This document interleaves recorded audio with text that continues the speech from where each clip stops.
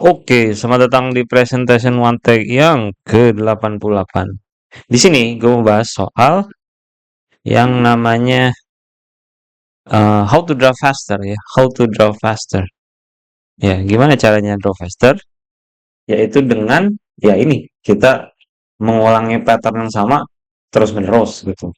Tapi ini juga bukan jaminan ya, karena kalau terus menerus juga nggak pernah dievaluasi juga ya mungkin akan jatuhnya di lubang sama lagi gitu ya. Jadi cara kedua adalah dengan mindful ya. Urut. Nah, ini cara yang gue pakai sebenarnya ya. Gue catetin workflow gue, terus gue bikin rangkaiannya dari A ke B, B ke C-nya gitu ya. Terus gue evaluasi ya setiap bikin personal tuh apa ya yang bikin gue lama, apa yang bisa di-cut ya, apa yang bisa dipercepat ya gitu. Nah, habis itu setelah gue research-research lagi yang bikin cepet tuh sebenarnya bukan karena cepetnya ya, tapi gara-gara nggak ada rasa bingung sama nggak ada rasa tidak tahu gitu ya. Jadi nggak nemu buntu gitu ya. Kenapa nggak nemu buntu? Karena ini workflow yang udah dipakai si Pro itu dengan berulang kali ya, mungkin couple of years gitu ya. Jadinya ya udah, ini tinggal diulang aja terus dikerjain aja gitu. Jadi nggak ada bingung-bingung lagi. Nah itu yang bikin cepet tuh. Nah yang kita sering bikin lama ya itu kan gara-gara koreksi lagi, benerin lagi. Nggak ada yang salah sih sebenarnya sama itu. Kalau emang belum bagus ya jangan di skip ya, dibenerin lagi gitu. Nah, masalahnya kalau yang udah pro itu ya mungkin first try aja udah bagus gitu ya. Bukan first try pas latihan ya, tapi pas pengerjaannya gara-gara itu udah diulang berkali-kali ya.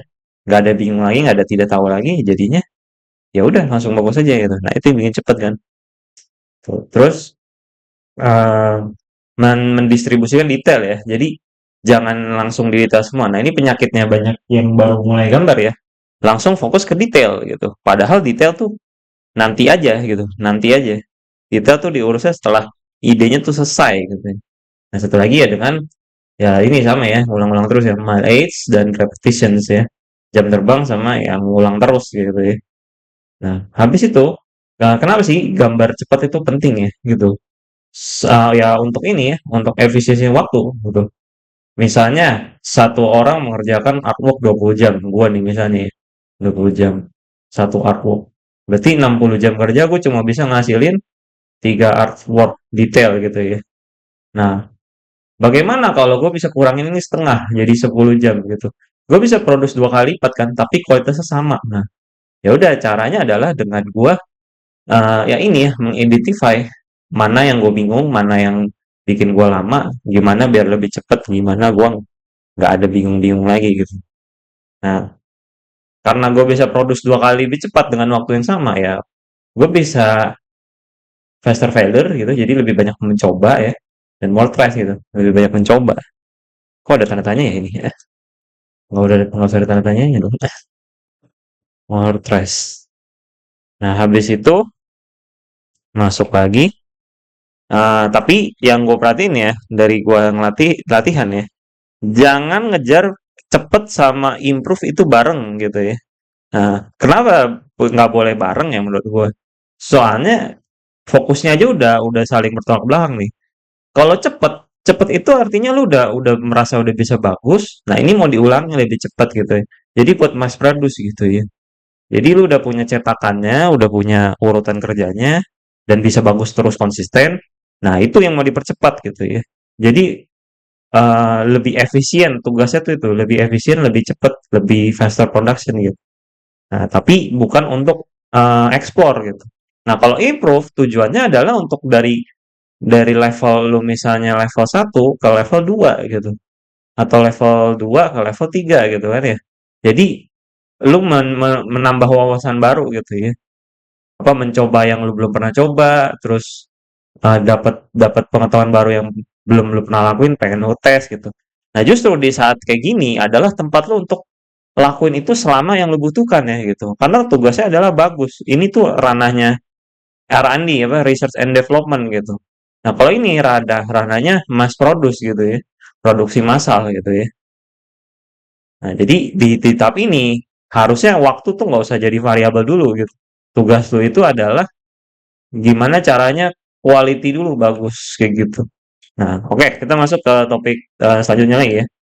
Nah, quantity versus quality. Menurut gua yang paling efisien itu adalah lu banyak gambar dulu deh gitu ya. Banyak coba, banyak ini gitu. Jadi jangan langsung fokus ke quality dulu. Fokus ke quantity dulu di awal gitu. Banyak coba, banyak explore, tapi cepet aja dan jelek gitu dan nggak apa-apa gitu ya. Habis itu ketika udah nemu oh yang bagus begini, baru difokusin ke quality gitu ya. Nah, udah setelah ketemu yang bagus nih gitu. Nah, setelah ketemu yang bagus, ini kan kita coba misalnya ada 20 tries lah gitu. Kayak ketemu nih satu yang bagus. Nah, ya udah, kita coba satu ini kenapa ya bisa bagus? Kita ulang terus. Nah, setelah ini udah ulang, kita coba ulangi bagusnya itu terus-menerus gitu ya. Nah, baru masuk ke quantity lagi gitu ya. Tapi kita udah tahu nih patternnya gitu. Ya memang trial error sih, mungkin percobaan pertama dapat nilai apa skornya tuh 8, percobaan kedua mungkin turun jadi 6, percobaan ke ini 5. Terus nanti percobaan ke berikutnya ada 7,8 gitu. Emang nanti fluctuate kan. Nah, ini yang dikejar untuk gimana caranya konsisten gitu ya. Kualitasnya tuh bisa 8 terus gitu ya.